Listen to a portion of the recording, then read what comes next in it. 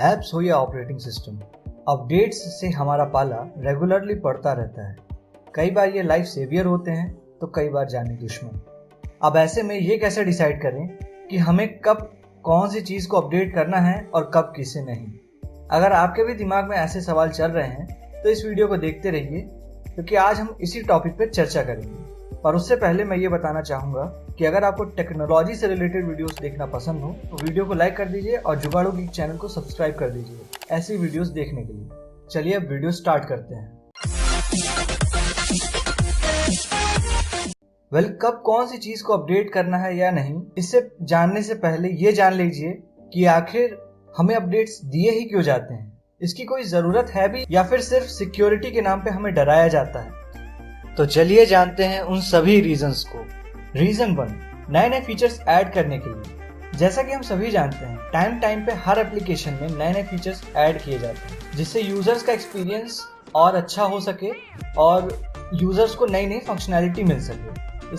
इसका बहुत बड़ा एग्जांपल है फेसबुक में जब लॉन्च हुआ था तब से लेके अब तक बहुत ज़्यादा ट्रांजिशन हो चुके हैं। सेम चीज़ एंड्रॉयड में भी है। सो नए नए फीचर्स ऐड करने के लिए अपडेट की ज़रूरत तो पड़ती है। Reason 2, bug fixes. ये एक बहुत कॉमन रीज़न है और जनरली हर अपडेट में ये लिखा भी होता है और इसको देने का कारण एप्लीकेशन को स्टेबल करना होता है। एक्चुअली में कई बार जब एप्लीकेशन नई होती है या उसके पिछले अपडेट में जो कि पब्लिक यूज़ कर रही है उसमें कोई बग रह जाता है तो ऐसे केस में एप्लीकेशन में काफ़ी इश्यूज आने लगते हैं। लाइक वो बार बार क्रैश होगी या फिर कोई पर्टिकुलर फंक्शन काम नहीं करेगा। तो ऐसे इश्यूज को रिजॉल्व करने के लिए कंपनी फिर एक और अपडेट निकालती है जिसे सिर्फ बग फिक्स करने के लिए निकाला जाता है, जिससे वो ऐप और वो फंक्शनैलिटी प्रॉपरली काम करने लगे। सीधे बोले तो उस ऐप का एक स्टेबल वर्जन वापस निकाला जाता है। रीजन 3, इम्प्रूव्ड परफॉर्मेंस के लिए। वैसे ये भी बहुत कॉमन रीजन है और अगर आप कभी देखें कि नए अपडेट में आपको क्या क्या नए फीचर मिलते हैं तो उसमें एक ये रीजन भी होगा। पहले तो मुझे लगता था कि ये लोग इस रीजन को कॉपी पेस्ट ही मार देते हैं, पर अगर देखा जाए तो ये एक प्रैक्टिकल रीजन है। देखिए, ये बहुत से कारणों की वजह से हो सकता है। या तो उस ऐप को नए ओएस वर्जन का प्रॉपर सपोर्ट मिल रहा हो जिसकी वजह से अब उस नए ऑपरेटिंग सिस्टम में वो और अच्छे से काम करेगा फुल एफिशिएंसी के साथ बिना किसी लैग के और क्रैश के। या फिर उस ऐप को नए सीपीयू के लिए भी ऑप्टिमाइज किया जा सकता है। जैसा कि हम सभी जानते हैं कि मार्केट में हर 6 महीने में कोई ना कोई नया प्रोसेसर आता ही है, तो ऐसे में हर ऐप और ऑपरेटिंग सिस्टम को उन सीपीयू के लिए भी ऑप्टिमाइज किया जाता है जिससे वो उस नए सीपीयू के ज़्यादा बेटर आर्किटेक्चर और ज़्यादा पावर को अच्छे से यूटिलाइज कर सके और ज़्यादा अच्छी परफॉर्मेंस दे सके। या फिर ये भी हो सकता है कि उसे और अच्छे से ऑप्टिमाइज किया गया हो पुराने हार्डवेयर के लिए, जिससे वो पुराने हार्डवेयर से मेरा मतलब पुराने डिवाइसेस में और स्मूथली काम कर सके।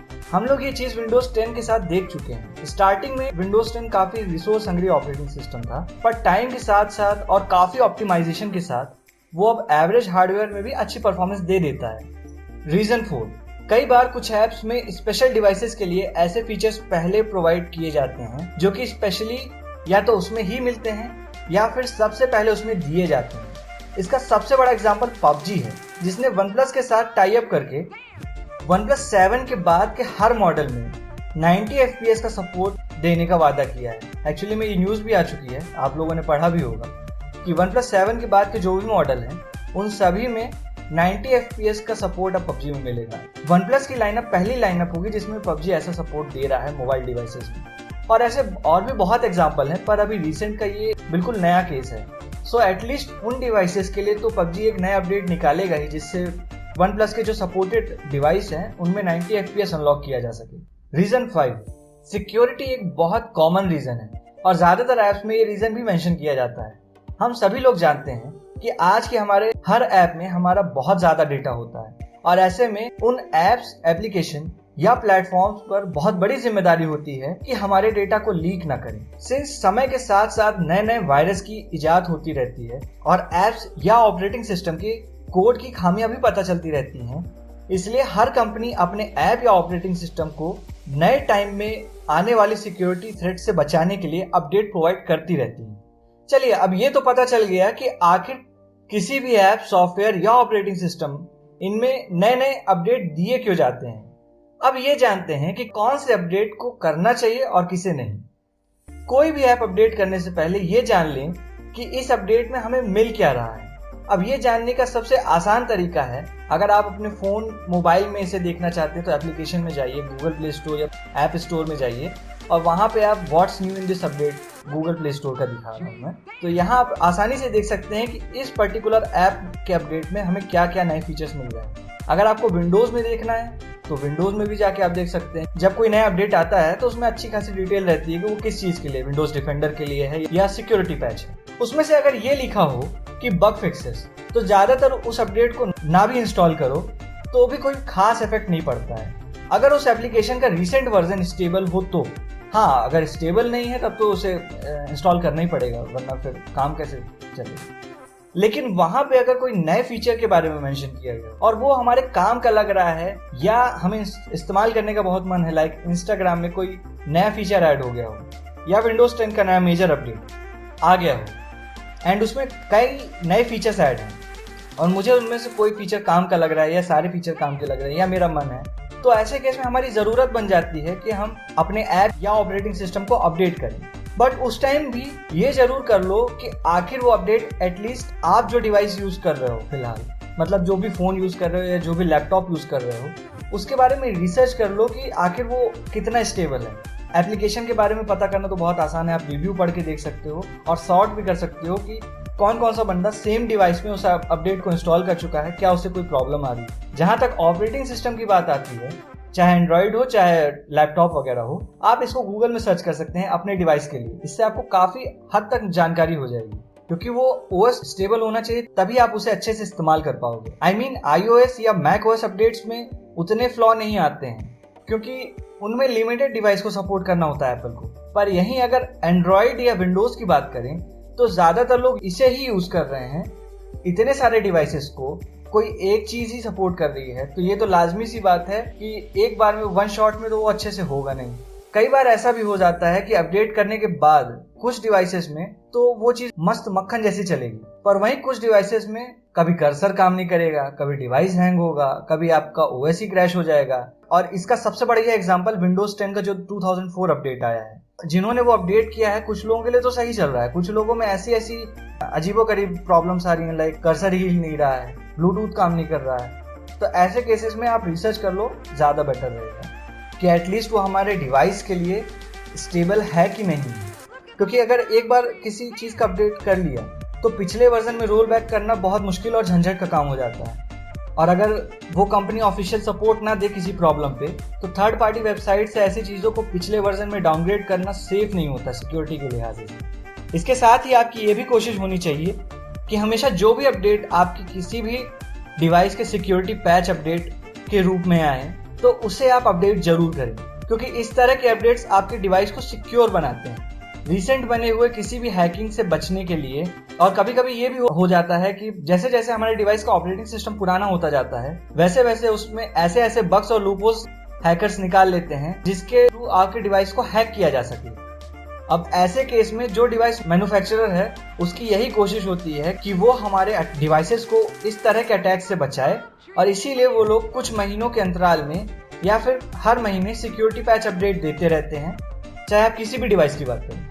पर वहीं अगर कोई मेजर ओएस अपडेट आया हो, लाइक अगर आपके मोबाइल में एंड्रॉइड 10 का अपडेट आ गया है जबकि आप प्रेजेंटली एंड्रॉइड 9 में हैं, तो इस तरह के अपडेट्स को जहां पे आपके डिवाइस की पूरी काया पलट हो जाती है, नए नए फीचर्स मिल जाते हैं, मेजर ओएस अपडेट कहा जाता है। अब ऐसे अपडेट्स में जनरली बहुत बग्स होते हैं, सो आप कोशिश करिए कि ऐसे अपडेट्स को कम से कम 1-2 महीने ना ही करें, to be on safer side. फिर भी मान लीजिए आपको बहुत मन है अपडेट करने का, तो एटलीस्ट थोड़ी रिसर्च कर लीजिए कि सेम डिवाइस में इस तरह के अपडेट की वजह से कोई परफॉर्मेंस ड्रॉप तो नहीं हुआ है।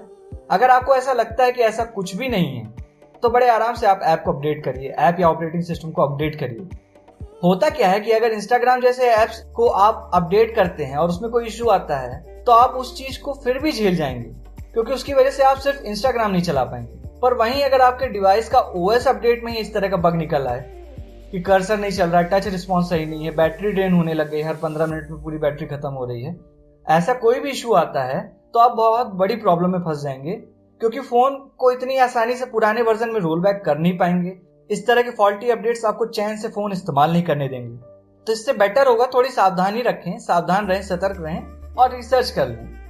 साथ में इस चीज का भी याद रखें कि किसी भी ऐप या ऑपरेटिंग सिस्टम के डेवलपर वर्जन को डाउनलोड ना करें, क्योंकि डेवलपर वर्जन में आपको बिल्कुल लेटेस्ट फीचर तो मिल जाएंगे लेकिन वो काफी बगी होते हैं। और अगर आप अपने डिवाइस के ऑपरेटिंग सिस्टम के केस में इसे करने की सोच रहे हैं तो मेरी सलाह रहेगी कम से कम अपने प्राइमरी डिवाइस को तो इसके लिए ना ही यूज करें, क्योंकि डेवलपर वर्जन में आप बिल्कुल लेटेस्ट ओएस तो पा जाएंगे जो शायद आपको आगे चल के ऑफिशियल रिलीज में ना भी मिले, पर उसके साथ साथ फिर आप अपने डिवाइस को अच्छे से यूज भी नहीं कर पाएंगे। काफी सारे अतरंगी इशू आपके डिवाइस में आएंगे। एक्चुअली डेवलपर वर्जन प्रोवाइड ही इसीलिए किए जाते हैं जिससे लोग उस अपडेट को यूज करें और उसकी खामियां बता सकें। कंपनी उस पर काम करेगी और आगे चल के उसको इनहेंस करके प्रोवाइड करेगी। इसीलिए कई बार ऐसा होता है कि जब मेजर ओएस अपडेट आता है किसी फोन के लिए, लाइक एंड्रॉइड 9 से एंड्रॉइड 10 के अपडेट के लिए, तो होता तो ये है कि डेवलपर वर्जन बहुत सारे मॉडल्स के लिए वो निकालती है कंपनी, पर एक्चुअल में जब रिलीज किया जाता है तो बहुत सारे डिवाइसेस को छोड़ देती है, क्योंकि उसमें बहुत ज्यादा प्रॉब्लम आती है। और ऐसे में ये बेटर होता है कि उस डिवाइस को एज इट इज छोड़ दिया जाए। फोन के रिगार्डिंग में मैं एक स्पेशल पॉइंट जरूर बोलना चाहूंगा कि अगर आपके डिवाइस 1.5 साल से ज्यादा पुराना है तो उसमें कोशिश करिए कि सिर्फ इंपॉर्टेंट ऐप अपडेट्स जिसकी वजह से काम रुक रहा हो, लाइक व्हाट्सएप ऐसा करता है कि अगर बहुत टाइम तक आप अपडेट नहीं करते हैं तो आपको वो ऐप ही यूज नहीं करने देता, तो ऐसे केसेस में उसको अपडेट करिए, सिक्योरिटी पैच अपडेट करिए। बाकी अपडेट ना ही करे तो बेटर होगा, क्योंकि जब फोन 1.5 साल से ज्यादा पुराना हो जाता है तो वो वैसे भी धीरे धीरे बहुत स्लो होता जाता है एंड उसमें स्टोरेज की भी दिक्कत आती है। अगर आपका फोन टॉप एंड मॉडल है लाइक स्नैपड्रैगन 855 या 865 वाले प्रोसेसर है उसमें, तो मान लीजिए उतनी दिक्कत नहीं होगी आपको। पर वहीं आप अगर एक मिड रेंज फोन को यूज कर रहे हैं या बजट डिवाइस को यूज कर रहे हैं तो आप मेरी बात को समझ पा रहे होंगे कि टाइम के साथ साथ फोन कितना धीरे हो जाता है। साथ में अपने फोन में ऑटो अपडेट को बंद कर दीजिए। ऑटो अपडेट मैं ऐप स्टोर या प्ले स्टोर की बात कर रहा हूँ। एक्चुअली होता क्या है कि बैकग्राउंड में जो आपका ऐप स्टोर या प्ले स्टोर है वो हमेशा ऐप के अपडेट को सर्च करता रहता है। इसकी वजह से आपका नेट भी खत्म होता है और आपके फोन की प्रोसेसिंग पावर भी काफी हद तक वहीं पे वेस्ट हो जाती है। आपको अपने डिवाइस का फुल पोटेंशियल नहीं मिल पाता है, तो इसे आप बैकग्राउंड में बंद ही कर दें तो ज्यादा बेटर होगा। वेल, ये एक छोटी सी वीडियो थी जिसमें मैंने एक्सप्लेन किया कि कब आपको किसी डिवाइस को या किसी सॉफ्टवेयर को अपडेट करना चाहिए और कब नहीं। अगर वीडियो पसंद आई हो तो वीडियो को लाइक करिए, चैनल को सब्सक्राइब करिए, कोई सुझाव हो तो कमेंट सेक्शन में दीजिए।